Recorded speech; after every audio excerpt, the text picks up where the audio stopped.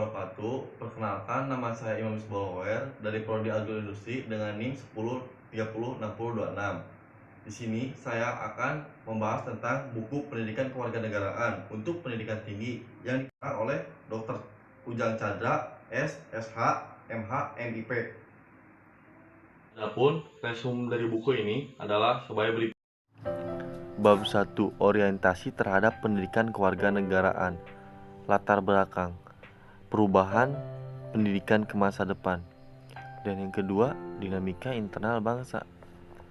Pengertian dari pendidikan kewarganegaraan adalah pendidikan yang berdasarkan Pancasila dan Undang-Undang Dasar 1945 yang berakar pada nilai-nilai agama, kebudayaan nasional Indonesia, dan tanggap terhadap tuntutan perubahan zaman. Tujuan dari orientasi terhadap pendidikan kewarganegaraan adalah tujuan nasional, tujuan pendidikan nasional. Landasan pendidikan kewarganegaraan. Yang pertama, landasan ilmiah, landasan hukum, dan landasan historis. Bab 2. Memahami identitas nasional sebagai karakter bangsa Indonesia. Yang pertama, proses berbangsa dan bernegara, yaitu mencakup asal-usul bangsa Indonesia, pengertian, dan unsur-unsur. Yang kedua, Pancasila sebagai identitas nasional bangsa Indonesia. Yang pertama, Pancasila sebagai jiwa bangsa Indonesia, Pancasila sebagai kepribadian bangsa Indonesia, dan yang ketiga, Pancasila sebagai pandangan hidup bangsa.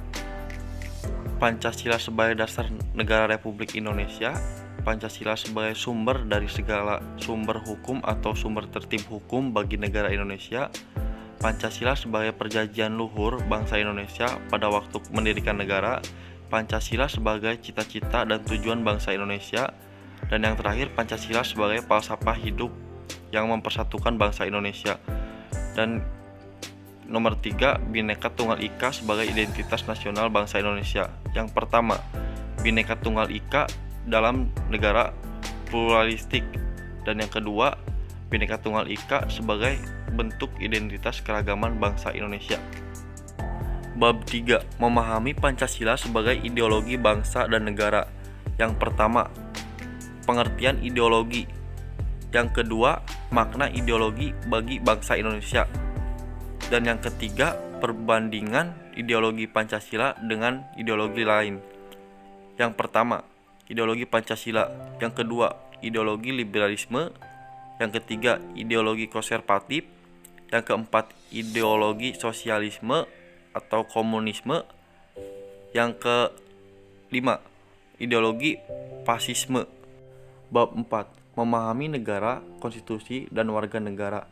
Yang pertama, memahami negara mencakup pengertian unsur-unsur negara, hakikat, tujuan, dan fungsi negara, macam-macam bentuk negara.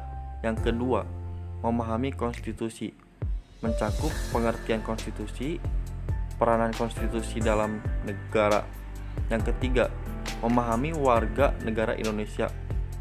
Yang pertama, pengertian warga negara Indonesia. Yang kedua, hak dan kewajiban bangsa Indonesia. Yang ketiga, pelaksanaan hak dan kewajiban warga Indonesia. Bab 5. Memahami negara hukum, hak asasi manusia, dan demokrasi. Poin pertama, memahami negara hukum mencakup pengertian dan ciri-ciri negara hukum. Yang kedua, makna negara Indonesia sebagai negara hukum. Poin 2, memahami hak asasi manusia mencakup sejarah perkembangan hak asasi manusia, istilah dan pengertian hak asasi manusia, macam-macam hak asasi manusia. Poin 3, memahami demokrasi Indonesia. Yang pertama, perkembangan hak asasi manusia. Yang kedua, pengertian demokrasi Pancasila. Yang ketiga, prinsip-prinsip demokrasi Pancasila. Dan yang terakhir, korelasi demokrasi dengan negara hukum. Bab 6. Memahami wawasan Nusantara sebagai wawasan nasional Indonesia. Yang pertama, pengertian wawasan Nusantara. Yang kedua, landasan hakikat dan asas-asas wawasan Nusantara. Mencakup 1. Landasan wawasan Nusantara. Yang kedua, hakikat dan asas-asas wawasan Nusantara. Yang ketiga, kedudukan, fungsi, dan tujuan wawasan Nusantara. Yang keempat, faktor-faktor yang mempengaruhi wawasan Nusantara. Yang kelima, unsur-unsur dasar wawasan Nusantara. Yang keenam, implementasi wawasan Nusantara mencakup wawasan Nusantara sebagai pancaran filsafat Pancasila. Yang kedua, wawasan Nusantara dalam pembangunan nasional.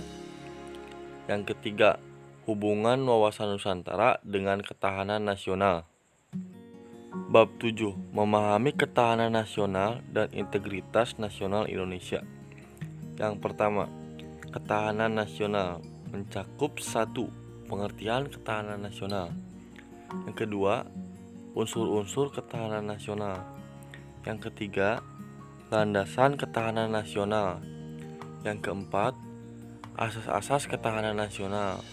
Yang kelima, sifat-sifat ketahanan nasional. Yang kedua, pengaruh ketahanan nasional mencakup 1. Pengaruh hak asasi manusia. Yang kedua, pengaruh demokrasi. Yang ketiga, pengaruh lingkungan hidup. Yang keempat, pengaruh aspek ketahanan nasional terhadap kehidupan bangsa dan negara. Sekian resume buku ini, semoga bermanfaat. Mohon maaf jika ada kesalahan. Assalamualaikum warahmatullahi wabarakatuh.